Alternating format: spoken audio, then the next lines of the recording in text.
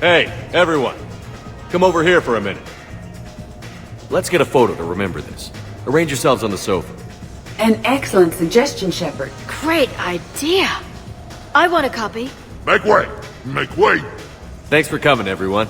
Here's to us. Ready, Glyph? Of course. If you could all please direct your attention this way. Okay. Everyone say Normandy. Normandy!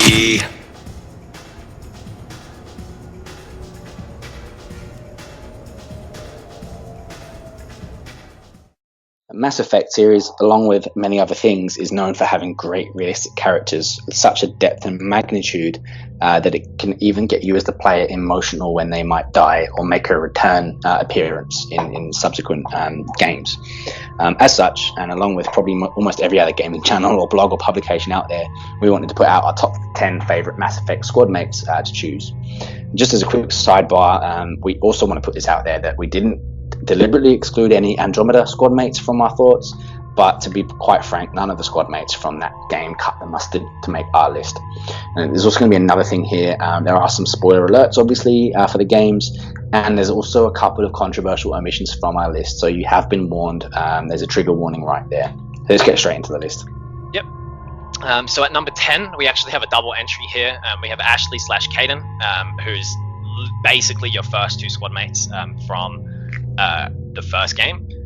It's pretty hard to split these two apart, as there's a decision in Mass Effect 1 that definitely sort of decides which one you get to keep for the rest of the series.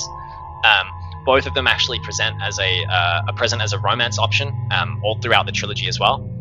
And as we said, it's a super emotional decision that sort of starts off the trend of Shepard having to decide sort of which lives get to be saved and which don't. And this is on the mission on Burmaya during Mass Effect 1, where you have to choose between one or the other. So I think I've pretty much always chosen to save Ashley. I think you've chosen Kaidan before. My recent playthrough this last month or so is the only time I've properly chosen Kaidan, and I kind of did it just to see what was going on with it. To be honest, I did enjoy some of the stuff, and he is one of those characters that is a solid character, but it's just a little bit boring, a bit vanilla. So I don't think I'll be choosing him again. Yeah, but Ashley, on the other hand, is actually a really interesting character who demonstrates humanity's own sentiments in the galaxy, or at least what the rest of the Alliance brass feels, which is the whole sort of plot line of mistrusting aliens. But throughout her missions working with Shepard and the rest of Shepard's squad, which ultimately turns out to be like a lot of aliens that he ends up recruiting, her character sort of develops, and eventually she sort of comes to trust him too. And ultimately, in Mass Effect 3, she actually becomes the second human Spectre and protector of the Council. She also represents a pretty good romance option as well, either for the Paragon or Renegade Shepard, so it makes sense on either sort of side of the spectrum. And on the list, she's also Squadmate for... Yeah, so she's also obviously in the second game, and then in the third game she can also become a Squadmate again. So she's she's there from the beginning, and sort of survives throughout the series. So can survive throughout the series. So it's really cool to sort of have her there as a primary sort of character that's close to Shepard. And I think it's very close to being one of the canon picks for a romance as well. So definitely really cool. Yeah. Well, I think it's one of the potential canon picks for the first game, at least anyway, and obviously there's a natural break for the second game, so you can then move on to whoever, from then on. But I actually, just in the recent playthrough, just thoughts on this, right? Like, I genuinely felt like some of the scenes, obviously they're pretty much interchangeable in terms of the relationship to Shepard and the scenes, even if their combat and backstories are a bit different or whatever. But one of the things that didn't make any sense to me was, or not as much sense, was the whole Kaidan scene with the Ava Core mech at the start of on Mars on Mass Effect 3. Like, that whole thing of then going to hospital and having like a bruised face and whatnot, like, actually kind of makes a lot of sense with Ashley, because I don't know, something about the fact that it was like, I don't know, I guess a female character. Like, Kaidan would have had biotics, he might have been able to protect himself more, whereas Ashley doesn't have biotics. So once the kind of mech got in close, like, it makes sense, right? And the other thing is, so there was one good line that sort of worked for Kaidan, was the whole L2 implant thing, which is why he was being kept in hospital for longer, and that kind of made sense there. But overall, I feel like the rest of the parts are actually made more for Ashley.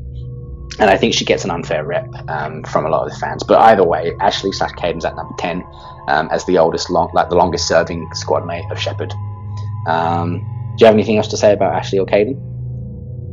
Not particularly. I think, as we said, I think Ashley's arc is actually really, really good. It's as it goes across all 3 games, and she goes from borderline racist to all aliens to actually like learning that she can trust them, and some of them are good people, like particularly Garrus, as an example.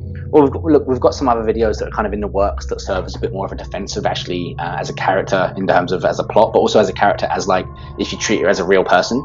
And I would actually say the defense of her, if you think of it as a real person, is that she was never really even like borderline racist or xenophobic. It's not xenophobia. It's imagine you're a kid and every single time you'd come up against, I don't know, let's say a pit bull, that pit bull attacked you. Every single time, there's say one that your next door neighbor has and it got into your garden and it bit you, and then you went, as you got a bit older, the next time you came across a different pit bull was at a friend's house and that pit bull bit you, and the next time you meet a pit bull after that, aren't you gonna think twice before getting too close? It's not like you hate pit bulls, it's just that your previous experience tells you that this pit bull might bite you. So in Ashley's case, with her granddad being the human that basically surrendered, the only human to ever surrender to an alien fleet during the First Contact War, you can sort of understand where that even comes from to a further degree. But she's not on her own with this. I mean, there's Cerberus, there's Terra Firma, even Navigator Presley is like unsure about working with aliens in the first game, and yet no one ever derides him for being like racist or xenophobic, right? So for me, I actually want to defend that and say she wasn't designed to be xenophobic or racist, because that's what Terra Firma and Cerberus were for. She was just designed to be someone that has a reasonable distrust of working with aliens due to previous experiences. So I don't blame her for that at all. Yeah, and again, like, it's not like she's stuck with this opinion forever. Like, you actually change her mind after she works with. Well, she is if you don't let her survive on Vermeer. Let's put it that way. That's true. Yeah, which most woke people don't. I've noticed. But anyway, that's another video. Yeah. All right. Do you want to get into number 9? Yep. So number 9 here, we actually have Kasumi from Mass Effect 2. She's an absolutely fantastic DLC that they DLC character that they had for Mass Effect 2. There isn't really a recruitment mission for her. She does just join up after your first trip to the Citadel. She's a master thief and a really, really good person to talk to. She has some of the greatest insights and stories for stolen items in in her dialogue options in the entire game. And she has some really interesting insights into some of the other crew members as well, because there's some sort of hints that maybe she's gone through their possessions and stuff like that as well. So you get some pretty interesting dialogue there. Her loyalty mission is really, really fleshed out. It's a fantastic mission, easily one of the best ones in the game. And an original got a video in the works as well on. We definitely want to talk about those. Across Mass Effect games, yeah. It has a great soundtrack, a great villain, and all around really good implications and world building qualities, particularly around her deceased lovers, so KG's Grey Box. And as an in-combat squad mate, she also has some really useful powers, such as Overload. She can cloak and attack enemies from behind. And she's obviously... there's definitely a fine line between giving her all these cool abilities, but also being a little over the top. Because obviously she's a thief, not a soldier, but I think they really did it well. She's really, really good at sort of like... I guess like assassinating sort of like some of the people at the back. Like she can get behind the enemy lines really quickly and sort of take care of people that way, whilst you and your other squad mate usually sort of are holding the fire and sort of distracting the enemies. So she's super unique in that regard as well. I don't think there are many other characters that sort of do things like that. And again, she's got a really great appearance in the Citadel DLC if she has survived to this point, and has a really cool side mission there as well with the Solarian Spectre, John Bao, and the indoctrinated Hannah ambassador. It's just a shame that she wasn't. By the way, gives the greatest line for one of the greatest lines for Shepard in the whole series, and that's really saying something way. Oh, is this the you big dumb jellyfish? Big dumb jellyfish, yeah, that's right. Yeah. Which, even if you're Paragon, you have to use that response. 100%. No, that is the Paragon big response. Stupid jellyfish. But yeah, it is just a shame that she wasn't a squad mate in Mass Effect 3, because that would have still made a lot of sense. She has, she's already lost sort of her lover, so she'd obviously probably just want to go around with Shepard now. But that's sort of besides the point. Do you have anything else to say on Kasumi? I think there's quite a lot that sort of could talk about on her as well. Yeah, I think you've covered a lot of the main points. I guess, as I said, for me, I think she's a good character to have in the squad for certain missions anyway, with her overload and everything else ability. But I just like her quips. Like, she has no actual like pure dialogue. It's more just you click on her in Mass Effect 2. This is you click on her and then she says stuff, or you interact with some of the objects around that room. But she just is one of those characters that you feel is like someone that cares and has a heart and is a nice person for a thief. But just again on that loyalty mission, I mean, we'll go more into when we actually make a video on it. But it's an awesome loyalty mission. It's so good on Beckenstein's The Heist. Is so good. So yeah, she maybe slightly controversial to put her in the top 10 from a lot of people, but I think she deserves her spot there. Yep, so I guess moving on to number 8, we've picked Miranda, another first time to Mass Effect 2. And I guess I'll let you talk a bit more about this one, because I think I talked a lot on Kasumi, so... so I mean, there's another video that we're going to do as well, more specifically on the defense of her as a character, because I have seen some criticisms out there from her as a character. I mean, I don't get those criticisms, and as I said, we've done a response video that will be coming shortly. So this is just a little bit of why she's at number 8. So I mean, look, first of all, I think for me, she really emboldened the Mass Effect 2 experience. So for me, I didn't really remember playing Mass Effect 1 much, because I never really owned it when it came out, but a friend of mine had it, and I think a couple of times we played it a little bit together, but I didn't really kind of follow what was going on. So my first like proper playthrough of any of the games was Mass Effect 2 in 2011, and as such, she's like the first/second squad mate I had, along with Jacob, obviously from that original tutorial mission. So she's a very early character for me, and she's kind of that classic like distrusting of Shepard from the start. She basically is the Cerberus operative the Elusive Man had put in charge of the Lazarus project, which was to bring Shepard back from the dead. She's distrusting obviously of you from the start, because you're Alliance and she's Cerberus and all the rest of it. She really does start out as kind of towing the Cerberus party line at the beginning, but especially with like being a paragon Shepard and romancing her too. Obviously, by the end, she does actually turn on the Elusive Man. So if you take her with you at the very end of the culmination of the suicide mission, she's the one that basically uses her Omni tool to have a connection to the Elusive Man for that final conversation. And when Shepard basically says, "No, I'm blowing it up," blah blah blah. Miranda basically says, "You can consider this my resignation. I'm not taking this like data for you," type thing. She actually has a really cool, rewarding romance arc as well, especially if you get it all the way to the Citadel DLC, where there's a couple of really nice like scenes with her, and gives it some real humanity. But basically, her father like tried to genetically perfect her, and so she does have a bit of like layers to her character too. And also, as an actual squad mate, she's got some really good biotic abilities. So, like she's always worth taking out on missions in Mass Effect 2 as well, and has some really good, unique storylines. Plus, who doesn't think she's absolutely amazing, and who doesn't love the actress for her? Yeah, I mean, obviously there's a little bit of fan service here and there with some of the camera angles and such, but I think I'm sure that is where Shepard would realistically be looking anyways, so can't be too mad about that. And I think her backstory with her sister Oriana as well is really, really interesting. And there's so many sort of I guess she's another very sort of like believable and almost like cyberpunk-esque character as well. Like in terms of her backstory and the way she's sort of trying to it's more personal than some of the other stories. It's more about just her trying to come to terms with the fact that even though she was supposed to be perfect, obviously she's not, and protecting her sister instead and making that her new goal, I think is really cool. But definitely, I think this is another one of those characters that might be a controversial pick to some of the fans of Mass Effect, because I think I guess a lot of people think she's just more so fan servicey than she's supposed to be, and I don't know. I think she's fine. Yeah, well, like I said, tune in for some of our videos coming up on defense of some of the characters and criticisms that Mass Effect has come under for stuff like this. So Ashley's in there, Miranda's in there, and some other characters, but she's definitely a lot more than that. And her whole backstory of her father and genetic like engineering and all of that is really great, and also culminating, I guess, in the Horizon mission near the end of Mass Effect 3, where you go to Sanctuary and her father has basically been running a Cerberus facility under the guise of a, I guess, refugee sanctuary, and really it's like basically experimenting on people to try and use Reaper tech to control Reapers, is actually really, really interesting. And I think she's a really, really good character. So yeah, that's what I've got to say on Miranda. Let's get into maybe number 7. And here we've gone for Thane. Some people might think that's a bit low down on the list, but I think this is about right when you kind of take everything into consideration. But I think he's a really, really cool, really cool squad mate. He's also the 3rd one on the list already out of the 4 that have made it on that makes his debut in Mass Effect 2, which also tells you something.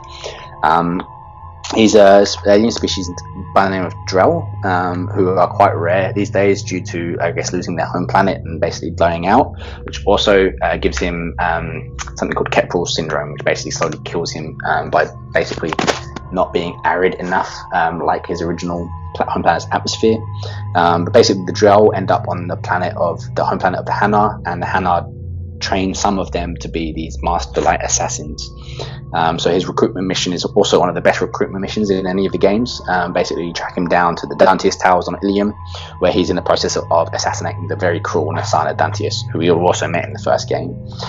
So you basically have to fight your way up one side of the twin towers that are under construction before hopping over to the penthouse or the other, where she is kind of holed up, and he basically ends up killing her. It's a really cool recruitment mission. Plus his loyalty mission is really good and has absolutely no combat at all.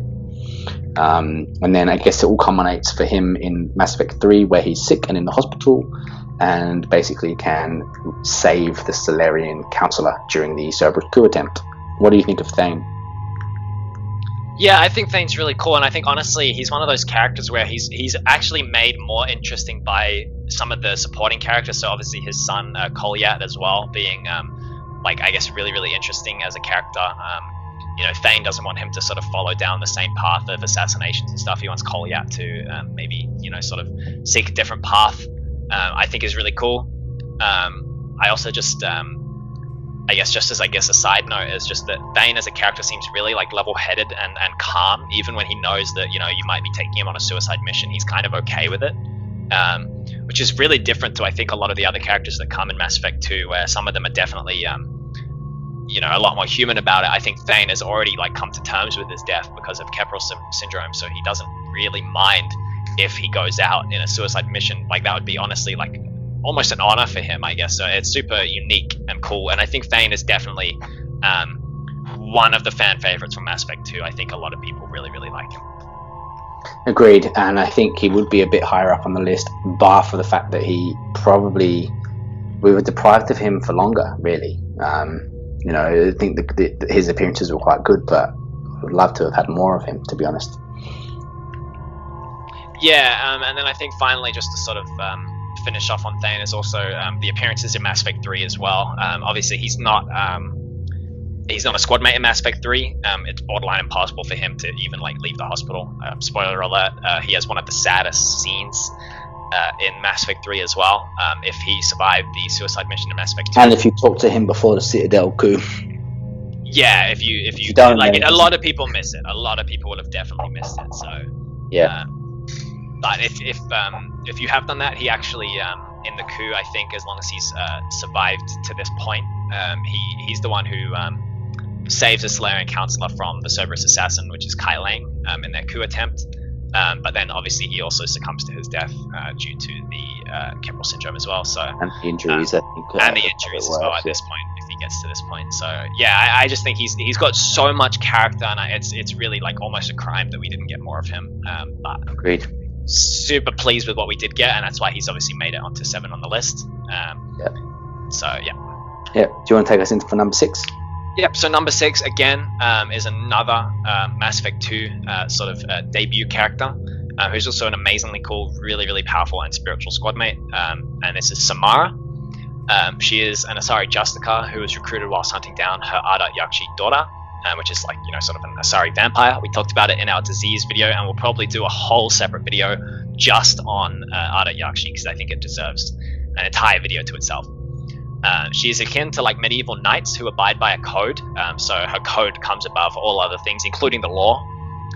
She's also supposed to be sort of extremely hot, and sort of a bittersweet, massive personality, and she's got 2 fantastic assets.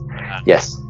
And yeah, it's sort of a bittersweet romance option because the best you're going to get is sort of like a hug. She's also one of the few squad mates who can actually be killed and replaced during her loyalty mission, and this is by her daughter Morinth, who is the Asari vampire sort of Ada Yakshi.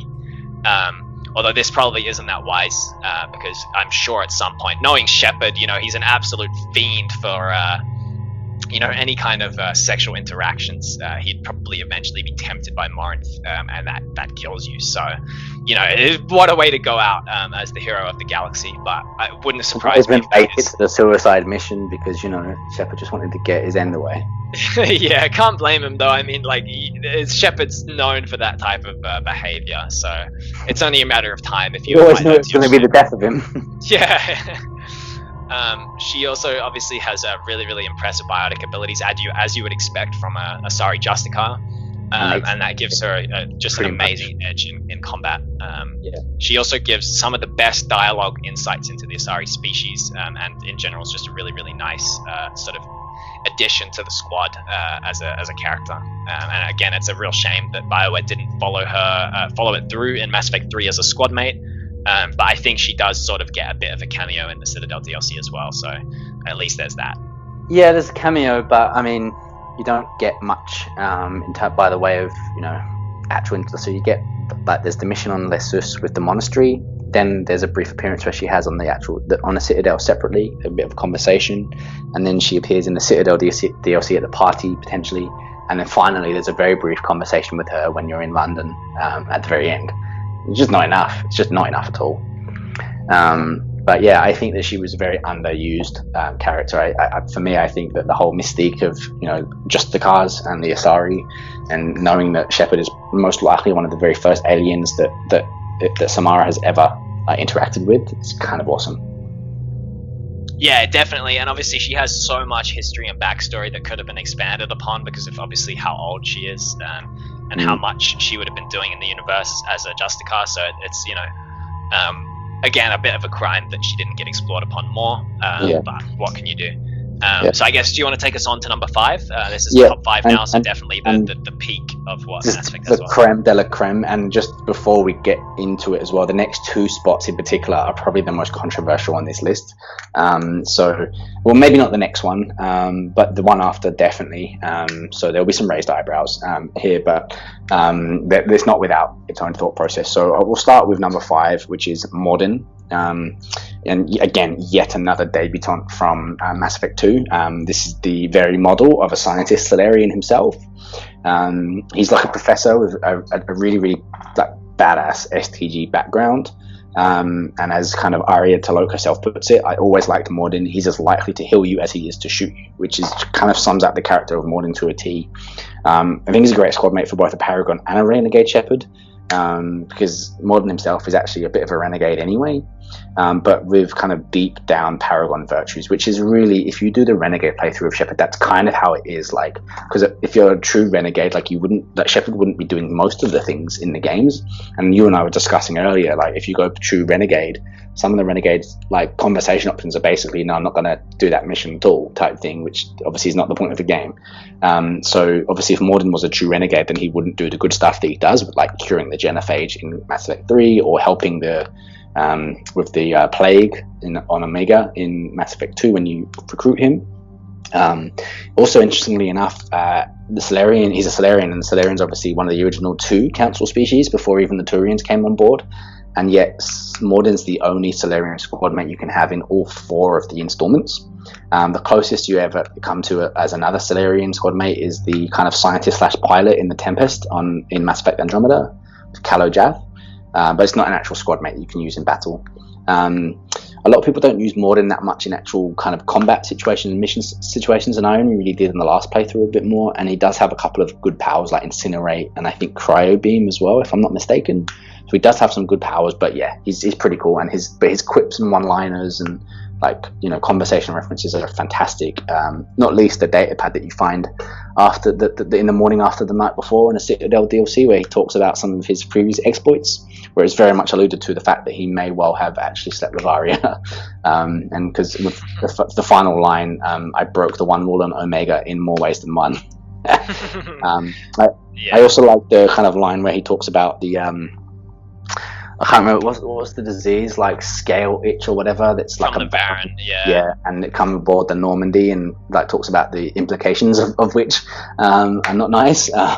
So yeah, I think he's a good character, and his kind of, again, spoiler alert, his kind of death in curing the genophage is actually quite well done, despite the genophage itself being a rush job of a storyline, in my opinion.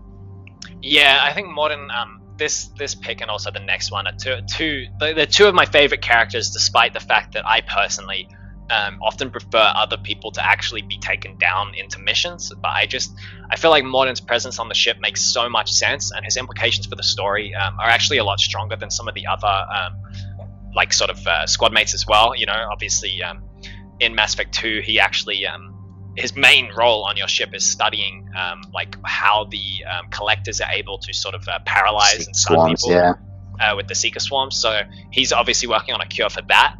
He has a history with the genophage, and eventually if he's alive for Mass Effect 3, he obviously cures that as well. So he does a lot of things that are sort of way beyond the scope of what a lot of the other characters are able to do.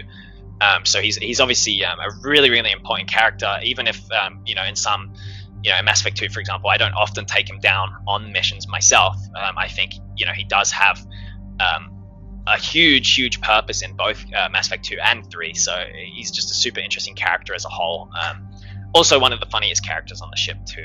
I think everyone has seen him performing some of the Solarian and some of the Krogan like acts and stuff, like doing the singing and whatnot as well for the Krogan female on the ship at the time.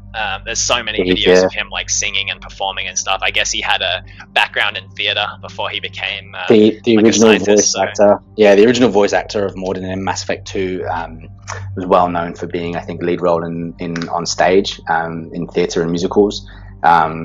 The most well-known probably that he did was The Pirates of Penzance, which actually provides the theme for like 2 or 3 of Mordin's famous songs, which is probably just because the actor knew them well.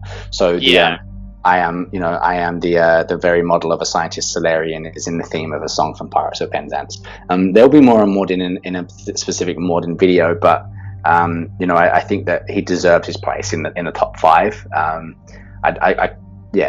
think that's fair. Do you have anything else that you want to say on Mordin? No, not particularly. I think controversial choice. I think we definitely move on to our most controversial pick. I think Mordin is definitely fair. I don't think it's really arguable that he belongs on the top 10 somewhere. So let's move on to number 4. I'll let you start this one off. All right. So I've gone for Edie, and I have to be honest. I probably didn't pick her based on being a squad mate in Mass Effect 3, more as her overall implications for the story and her overall character, including in Mass Effect 2. We'll get onto it in a second, but technically speaking, she actually appears in all 3 games. So basically, obviously we first meet her as Edie in Mass Effect 2 as the AI on the Normandy SR2 that had been rebuilt by Cerberus. She then becomes unshackled by Joker after the Collector's attack on the ship, and then in Mass Effect 3 we see her again in the same role, but then basically she kind of takes control of Avacor's mech bot that comes aboard the Normandy in Mass Effect 3, and she basically downloads into it to give Shepard an on-the-ground squad mate in Mass Effect 3. But we also find out very late on that she was actually the rogue VI on the moon, Luna, in Mass Effect 1, that Shepard has a very small side mission to basically stop, which kind of makes her appear in all 3 games. So we then find out that Cerberus basically used that rogue VI and then planted with some Reaper tech in order to create a true AI, which is kind of cool. But the implications in Mass Effect universe of obviously synthetic life and artificial intelligence are huge. Obviously the Reapers themselves being that. So she really has a really much more deep role than you might at first glance think. And as an actual squad mate, I mean, if you do use her, she has a couple of good powers. Like she's obviously got overload, decoy, and a couple of other useful things. But I actually think as a character she's great. I didn't really like her love story part with Joker in Mass Effect 3. I thought it was a bit forced by the end, but the initial quips and back and forths were really, really nice.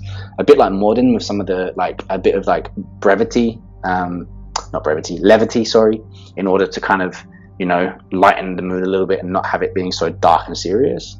And I guess also just my final point on that, she's also voiced by the very iconic Cylon known as Caprica 6 from Battlestar Galactica, and the actress being known as Tricia Helfer. It's a real bonus, and she really did Edie well, I think. What do you think on Edie at number 4? Yeah, so I think you sort of touched on it, but I'm not a massive fan of her as an actual squad mate in Mass Effect 3.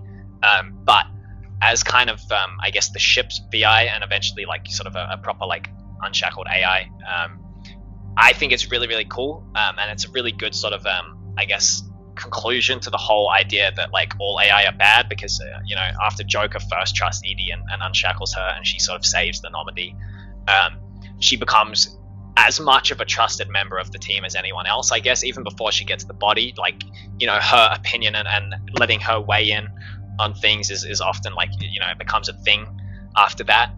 She has a voice, and she's able to sort of, you can ask Edie, like, what are the probability of success on this mission or whatever. So she sort of, she does become much more important after that. I don't think giving her a body was entirely necessary, but I'm not entirely opposed to it.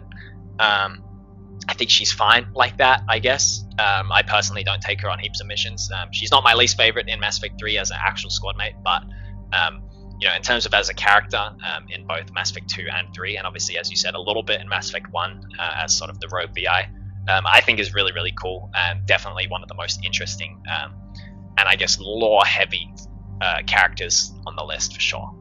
Yeah, and just as my final point, I mean, as a character, the first time you realized it, so she was always an AI from Mass Effect 2 onwards anyway, as known as Edie. She was only the rogue VI on Luna in Mass Effect 1, obviously unbeknownst to anyone until the very end of Mass Effect 3 pretty much. But there's a point where you go to the collector ship, like to get some info. I think it's supposedly been shut down by a Turian patrol. Yeah. And she basically works out that basically it's all basically a ploy and a bit of a trick by the Elusive Man, and it couldn't have possibly thought it was a genuine like distress call.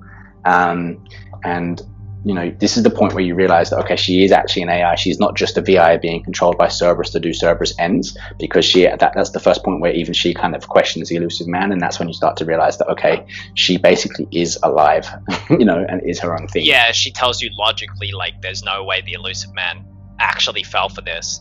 And she's the first one who was like, yeah, I think you guys need, like, you should probably hurry up or get out of there immediately, because this seems like a trap.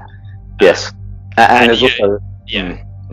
Sorry, I was going to say, and also she's also responsible for one of my favorite lines in the whole series that I discovered very early on, which is, if you're a male shepherd and you go into the female toilets, she gives a nice little reminder that the male bathrooms are located on the other side of the ship.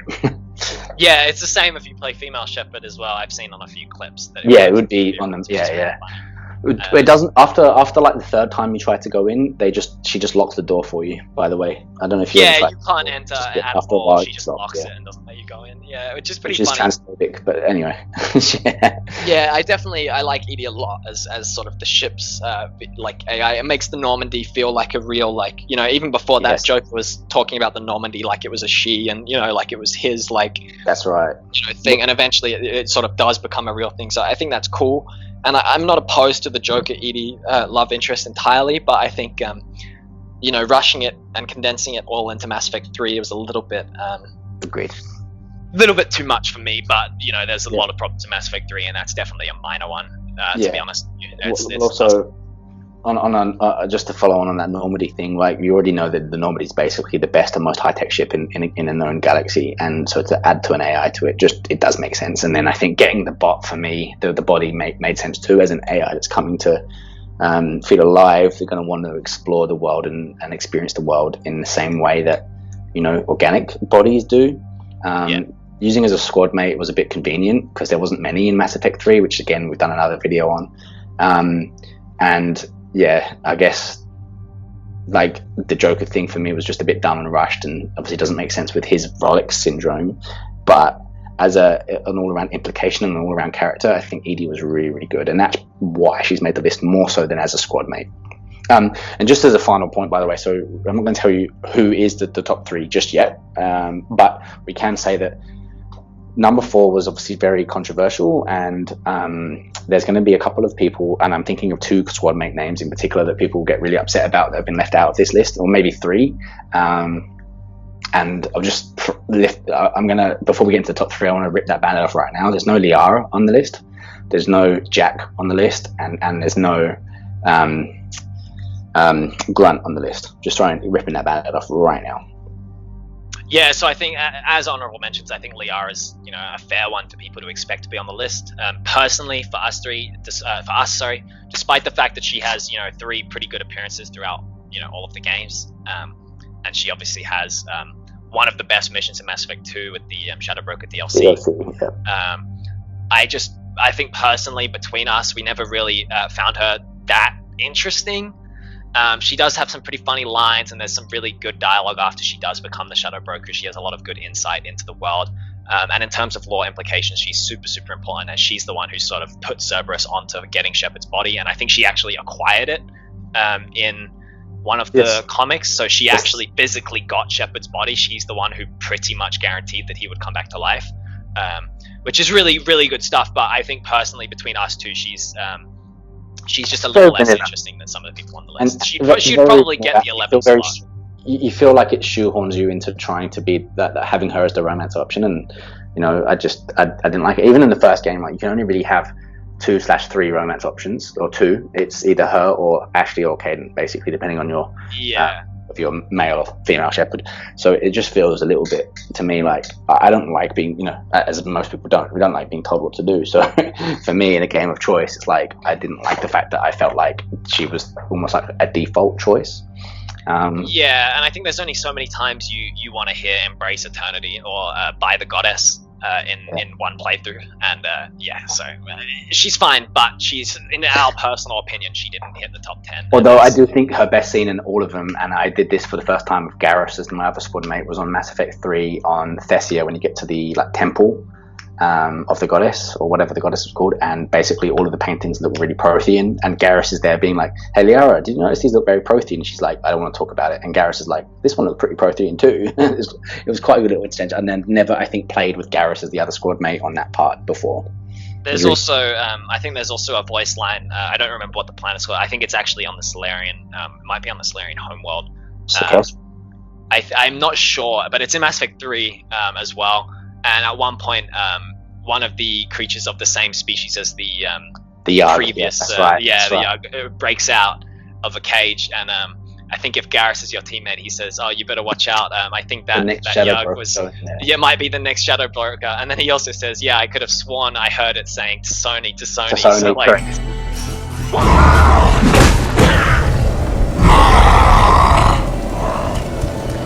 Careful. There goes the next Shadow Broker. Could have sworn he was muttering to Sony the whole time. Not funny.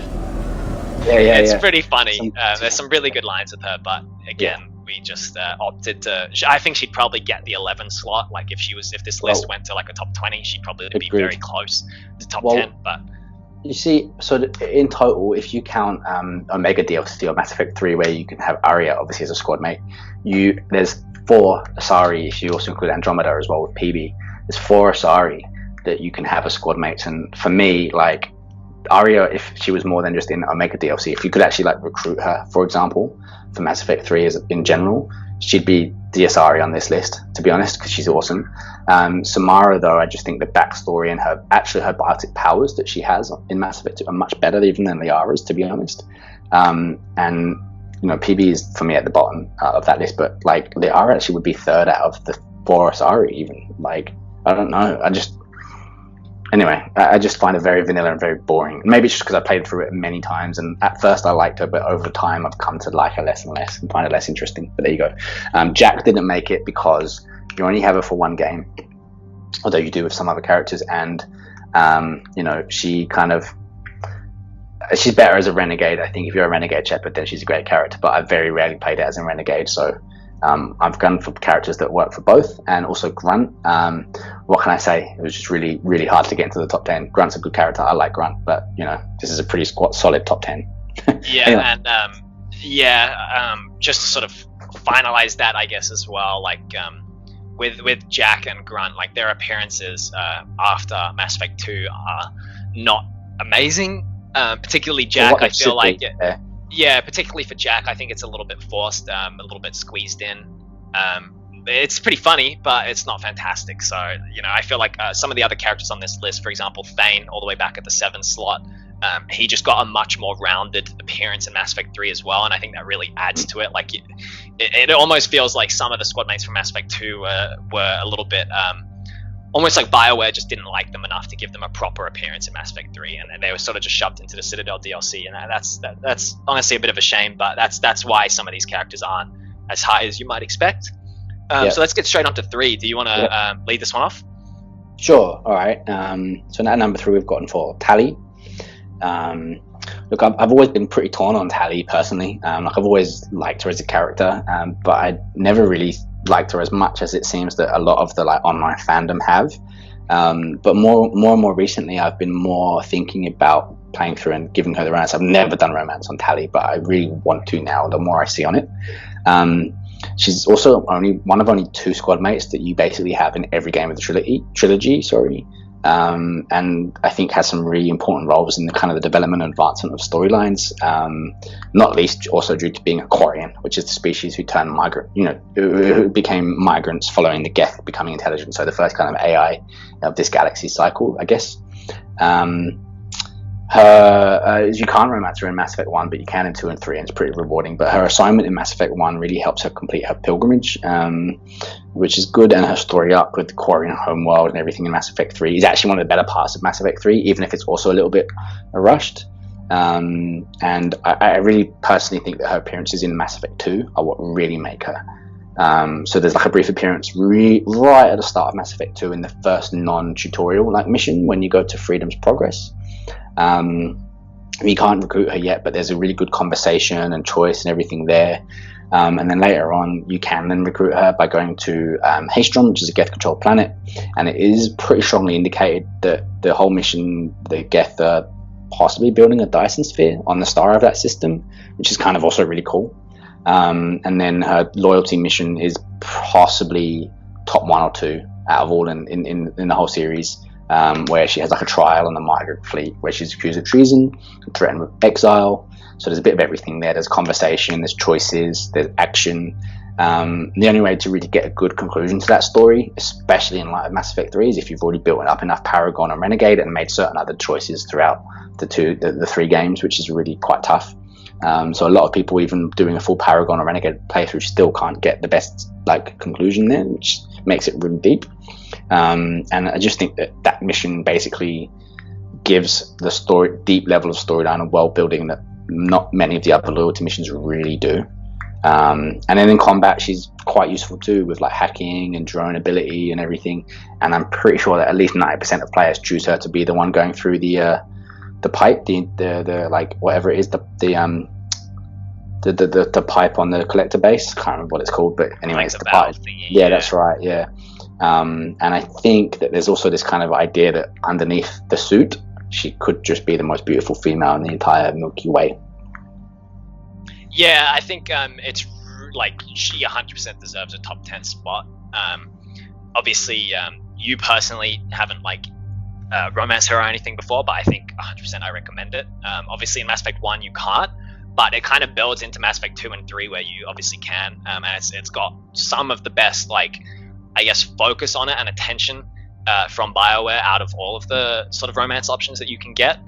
And I think with Tali, it does make like quite a bit of sense, I guess. Like she was sort of, I guess she started in Mass Effect 1 as like this, almost like, not necessarily lost, but almost like, you know, green, like not particularly like confident character who eventually by the time of Mass Effect 3 is, you know, she can even become, I think, one of the, can she become one of like the generals or one of the admirals? Yeah, so she can really like work her way up, and she's definitely like, even out of the Quarians, she's one of the most like talented characters you can get on your team in that like tech field.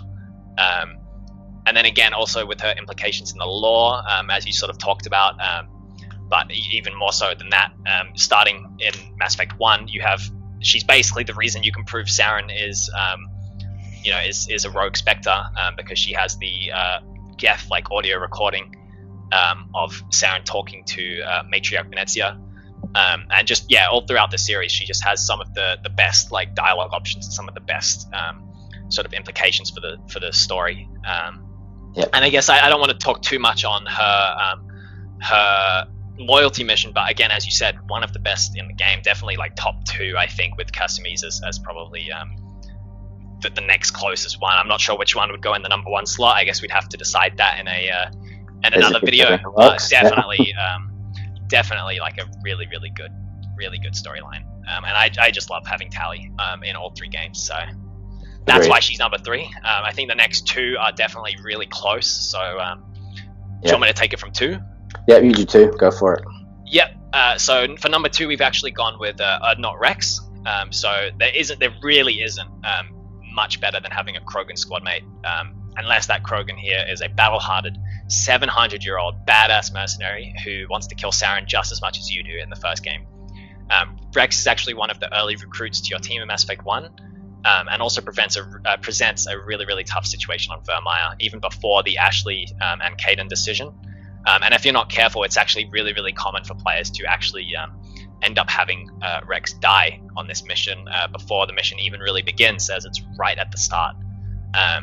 But if he does survive, which hopefully he should, because you pretty much just need high enough Paragon or Renegade to or you attach a personal assignment to collect his family armor.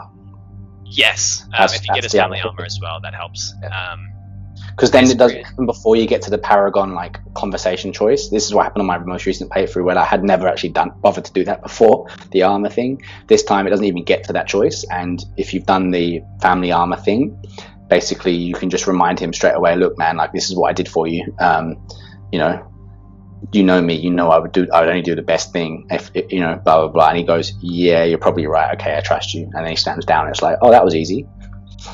Which, by the way, if he's alive and you try to cover up the Shroud, like Generated Cure sabotage thing, and he finds out by the Citadel DLC and he comes for you, man. And Shepard's like, what, like defense is like, but I helped you get the armor. And it's like, come on, dude. Like, that's such a weak thing. Anyway, sorry, it's just for a little interlude there. Yeah, so he has a brief appearance in Mass Effect 2 as well, which is definitely welcome, but a little bit fleeting. But it's sort of improved upon in Mass Effect 3, as he has some really great appearances there as well. The big disappointment, though, is that he can only be a squad mate in Mass Effect 3 during the Citadel DLC, I believe, in a pretty stupid and lighthearted and kind of like comical mission, which doesn't really feel like it has a place in Mass Effect, especially when you're talking about Rex, who's, I guess, one of the more serious characters for the most part. But he's an absolute beast. In terms of combat, he has pretty much everything you could ask for. He's an absolute tank. And he also has some biotic abilities, as he's technically a Krogan Battlemaster, I believe. Which means, he's really highly trained with a shotgun, but he also has these biotic attacks, which are incredibly rare in the Krogan, which makes him like a super unique character for the most part. He's super durable, and in-game, which is sort of relied less on combat and more on the storytelling. His character development and world building is actually still fantastic. He's an absolute badass in dialogue options.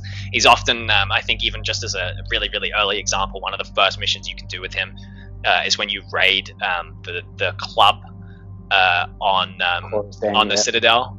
And you have the option to like talk down these 2 people like guarding Fist's room, and if you talk them down with a Paragon or Renegade option, and you instead of killing them, he even just says to you, it would have been faster to just kill him. Like he doesn't care.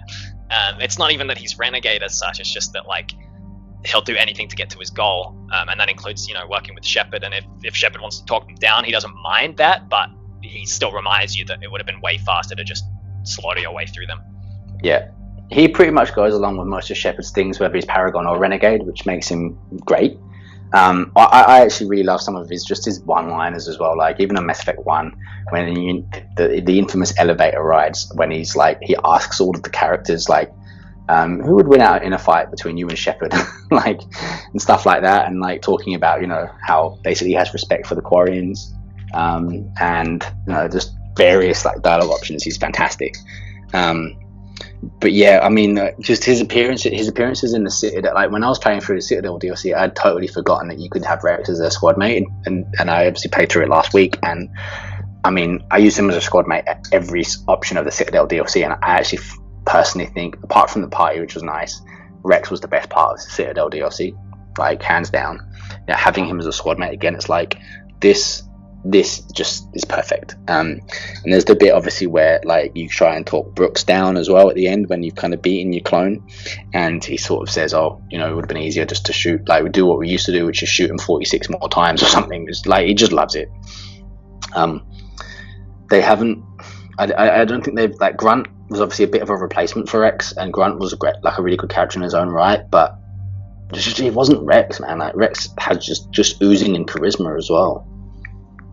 Yeah, and obviously by Mass Effect 3 he sort of becomes the leader of the Erdnot clan, and by extension like the leader of the Krogan people, and it's just really cool that Shepard sort of had this background with him already, so when you do come to see him on Tachanka, or whenever you interact with him, it's like you're interacting with what is essentially like the king of the Krogan, and he's basically just your buddy. Like he's just having a laugh with you, like he knows that you're a beast as well.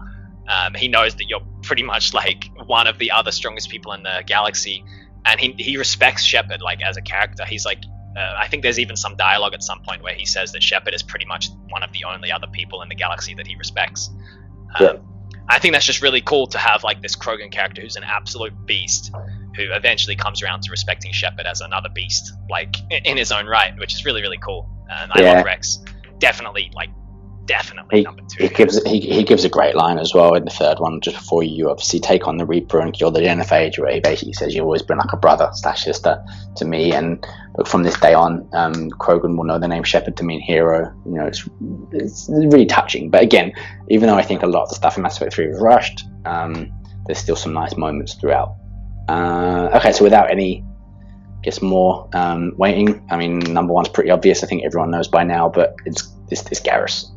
You know, let's face it, like Archangel is the best squad mate you could possibly have asked for. I think he's only one of 2 that appear throughout all 3 games in the trilogy as a squad mate, and he's really an excellent foil for your Shepard, especially if you go Paragon, but also with Renegade too. I think in the first one he definitely looks up to Shepard as like a mentor, as basically he was this like CSEC officer, I guess, that could have been a Spectre but went down CSEC path and then became frustrated with all the red tape and sort of rules and regs that are in place, preventing him from really stopping the villains, because the villains have no rules and will do whatever it takes, whereas he has to sort of stick within rules.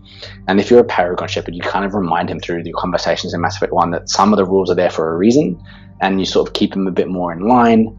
But then he goes full badass basically at the start of Mass Effect 2, where he'd spent some time as a vigilante known as Archangel, who'd basically pissed off every merc in the Terminus systems, which, by the way, would make an excellent spin-off, like, prequel game, I think. What do you think on that?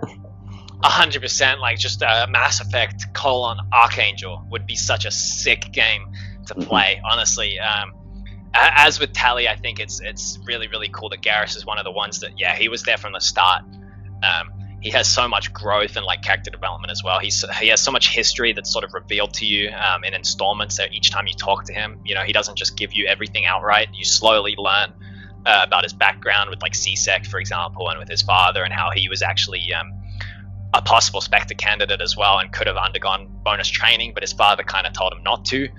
Because his dad like only respects like sort of like, you know, proper authority, you know, whereas Garrus I guess eventually comes to learn that doing it sort of off the book makes a lot more sense, and that's why he ends up becoming Archangel as well. It's just really, really cool, and he has again some of the most amazing lines in the series. I mean, even like after you recruit him as Archangel and he sort of takes a rocket to the face and gets knocked out, after getting sort of healed up on your ship, he's up super early. He has a massive scar on one side of his face, and Shepard's first response can be, "Oh, you were always ugly, Garrus." But you know, at least now when we're at the clubs, like the ladies will give us some more chance. So it's just really, really funny. He feels like the closest thing to like a genuine friend that Shepard can have. Obviously, this is as male Shepard. As female Shepard, you can actually romance him, but it's It's actually a bit Sense, weird. though. Yeah, It's I don't actually think a it bit makes sense at all. weird. I don't want to go into it too much, but there's some really weird like implications in terms of like how they even do it. And Well, he's a Garrus has bird, to, like, isn't he? yeah, kind of. So Garrus has to like even like look it up. Like he uses like the extranet or whatever to like look up how to even do it into species, and it's just so weird. Like he makes way more sense as like this this like bro character who's like Shepard's, I guess, closest like friend and also like advisor and all this sort of thing. And it just makes a lot more sense that way. And I absolutely love Garrus. He's by far like my most used and favorite squad mate as well. Sam, I mean, he's definitely combat specialist, right? Like, he's definitely the one with the weapons, but he's always a solid option to have with you no matter what. And like, even it's just his lines and everything is, and his loyalty mission in Mass Effect 2 is also pretty fun. Seeing him be a little bit unhinged, obviously trying to get back at the guy that basically betrayed his like squad when he was Archangel was really good. And I like I said, I genuinely think that this is a guy that, like, that guaranteed. And this is the other thing, by the way, there was no issues recruiting him. Like, every game you recruit him basically pretty much bang up at the start, right? Like, within like the first couple of missions, right? So like in the first game, like, you get him as soon as you're on the Citadel, basically. Like, he's even seen originally arguing outside of like when you first go to see the Council, so before any of the other missions on the Citadel, and you basically can talk to him then and more or less recruit him already, pretty much. Game 2, he's like one of the first 2 dossiers that you get, like, to get like, along with Mordin before you've already got Jacob and Miranda, and then you go and get Garrus as well. And in Mass Effect 3, like, almost immediately after Mars, you go to the Council, and then Turian Counselor sends you to Palaven, and then he's there, right near the start again. Then there's no questions asked. Whereas like Tali, for example, in Mass Effect 2, like, and Ash and whatnot, they kind of are like, you're working with Cerberus now, I'm not so sure, Whereas Garrus is like, yeah, you're working with Cerberus, but it's Shepard and you're my boy, and I know you'd have a good reason, so I'm with you. And that, I just love that. Like, he's your best bro. That's who he is. And I think like that's probably all I want to say at this point, because we'll do a full-on video on Garrus, but he's probably got to go and calibrate something now, right? Yeah, I think YouTube needs calibrating at this point. So he's definitely. So I should go. Yeah, I should go. He has some of the best lore in the series, so we'll definitely talk about him in his own video. So look forward to that. But with that, that's our list. What did you guys think? Who would make you guys' top 10? Do you agree with our choices? Even some of the placements, even. Let us know. Probably not for some of them, which is fine. But yeah, that's it. We'll see you guys next time. Hell yeah! Ha! So funny!